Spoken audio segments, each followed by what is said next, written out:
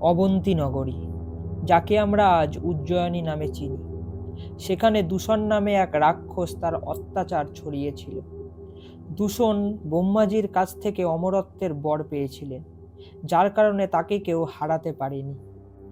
সারা বিশ্বে তার অত্যাচার ছড়িয়ে দেওয়ার পর দূষণ অবন্তী নগরীর ব্রাহ্মণদের উপর অত্যাচার শুরু করে।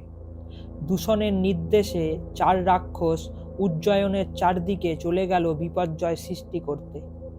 এই দুষ্ট রাক্ষসের থেকে মুক্তি পেতে 4 জন শিবভক্ত ব্রাহ্মণ একটি পার্থিব লিঙ্গের সামনে ভগবান শিবের তপস্যা শুরু করে। রাক্ষসরা এই ব্রাহ্মণদের তপস্যা ভাঙার চেষ্টা করে, কিন্তু তারা শিবের ধ্যানে মগ্ন ছিল। এটা দেখে দূষণ রেগে গেল। তিনি তার রাক্ষসদের ব্রাহ্মণদের হত্যা করার নির্দেশ দেন।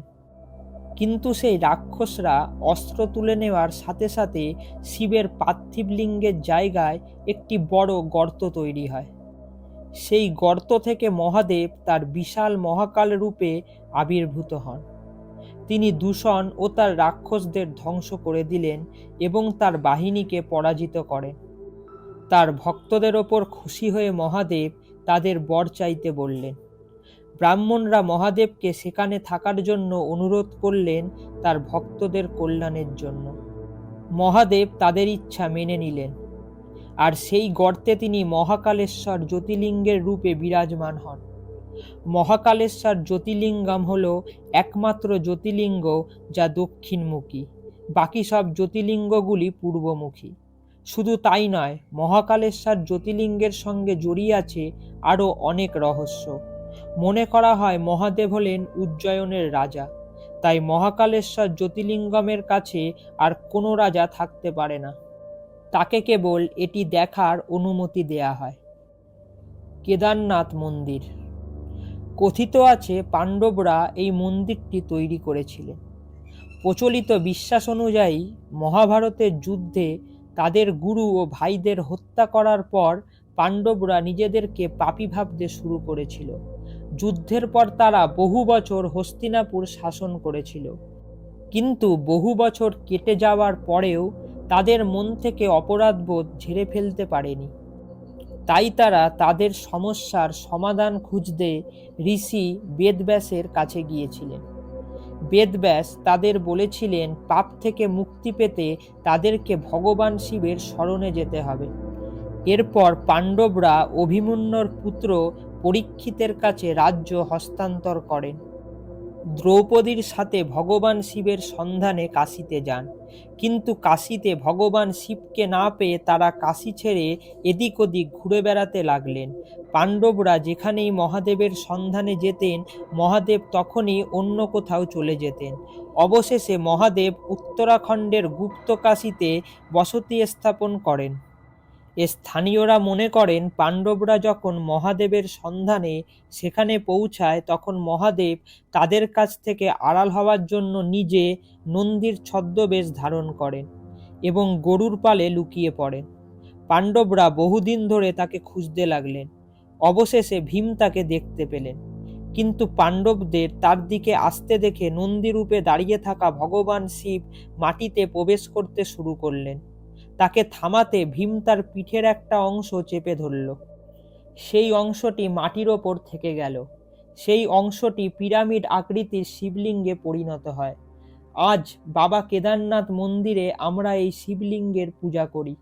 পাণ্ডবদের নিষ্ঠা দেখে ভগবান শিব খুশি হয়ে তার সামনে হাজির হলেন। তিনি পাণ্ডবদের ক্ষমা করে দেন এবং স্বর্গের পথও দেখিয়েছিলেন। যে জায়গায় শিবলিঙ্গের আবির্ভাব হয়েছিল সেখানে মহাদেবের সম্মানে একটি মন্দির তৈরি করা হয়, যাকে আমরা আজ বাবা কেদারনাথ মন্দির নামে চিনি। কথিত আছে যে মহাদেবের ষাঁড়ের ছদ্মবেশ যখন মাটিতে প্রবেশ করেছিল, তখন ষাঁড়ের মুখ রুদ্রনাথ, জাতকল্পেশ্বর, বুজয়তুংনাথ এবং নাভি মদমহেশ্বরে দেখা গিয়েছিল। আর সেই কারণেই কেদারনাথের পাশাপাশি এই 4টি স্থানকে পঞ্চকেদার বলা হয়। সোমনাথ মন্দির। 1025 খ্রিস্টাব্দে আফগান সুলতান মাহমুদ গুজরাট আক্রমণ করলে সোমনাথের যুদ্ধ শুরু হয়, কিন্তু এর প্রস্তুতি শুরু হয়েছিল বহু বছর আগেই। 1017 খ্রিস্টাব্দে আলুবুরানি নামে একজন আফগান পর্যটক গুজরাটে আসেন। তিনি তার বইয়ে লিখেছিলেন সোমনাথ মন্দিরের সৌন্দর্য এবং সোনা রূপার তৈরি মূর্তিগুলির কথা। এই বইটি গজনীর মাহমুদের হাতে পড়লে তার মনে লোভ ও বিদ্বেষে ভরা মন্দ চিন্তা শুরু হয়। তিনি সিদ্ধান্ত নেন যে তিনি সোমনাথ মন্দিরের সমস্ত সম্পদ লুট করবেন এবং এটি ধ্বংস করবেন। কথিত আছে সোমনাথ মন্দিরের শিবলিঙ্গে ভগবান শ্রীকৃষ্ণের শ্যামান্তক মণি লুকানো হয়েছিল। এটি এমন একটি রত্ন ছিল যা থাকলে কখনো সোনা রূপা ও অর্থের অভাব হতো না। অনেকে বলতেন এই রত্নটির জাদুকরী শক্তির কারণে সোমনাথ মন্দিরের শিবলিঙ্গ বাতাসে ভাসত।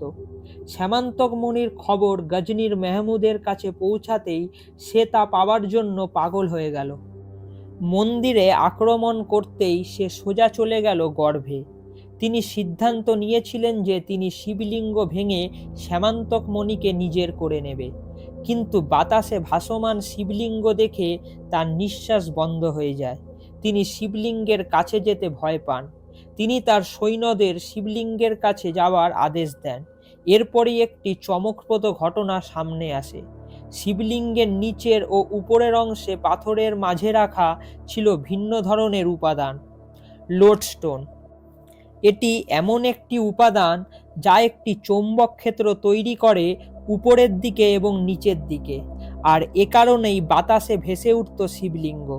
গজনীর মাহমুদ তার সৈন্যদের এই পাথরগুলো ভেঙে ফেলতে বললেন। এই পাথরগুলো ভেঙে যেতেই ভাসমান শিবলিঙ্গ মাটিতে পড়ে গেল। এরপর তিনি শিবলিঙ্গে আক্রমণ করে তা ভাঙার চেষ্টা করেন।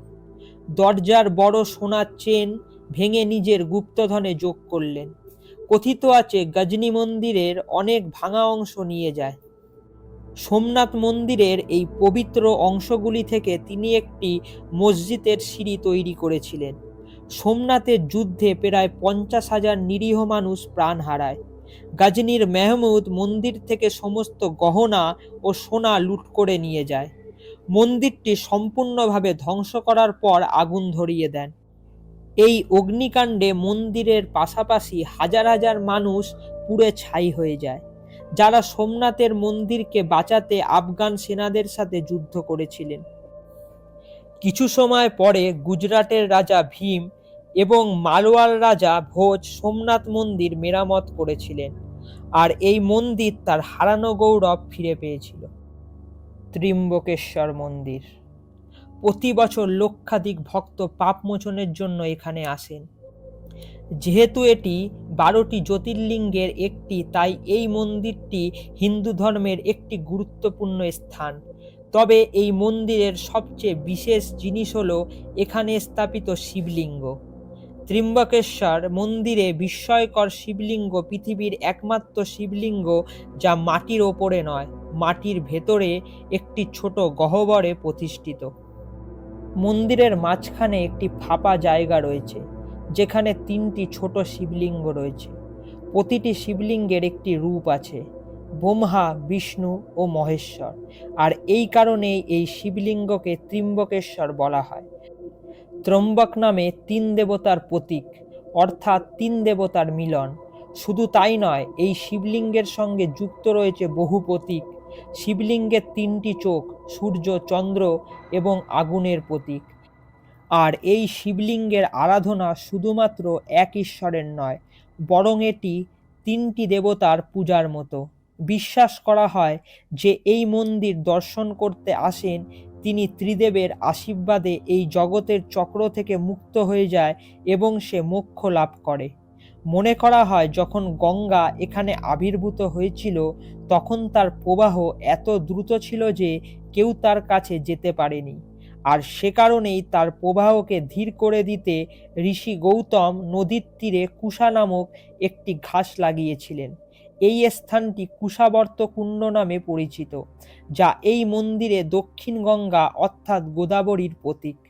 কুশাবর্ত কুণ্ডের জলে একবার স্নান করলে মানুষের সমস্ত পাপ ধুয়ে যায়। আজকের অডিওটি আপনাদের কেমন লাগলো সেটা আমাদের কমেন্টে জানান।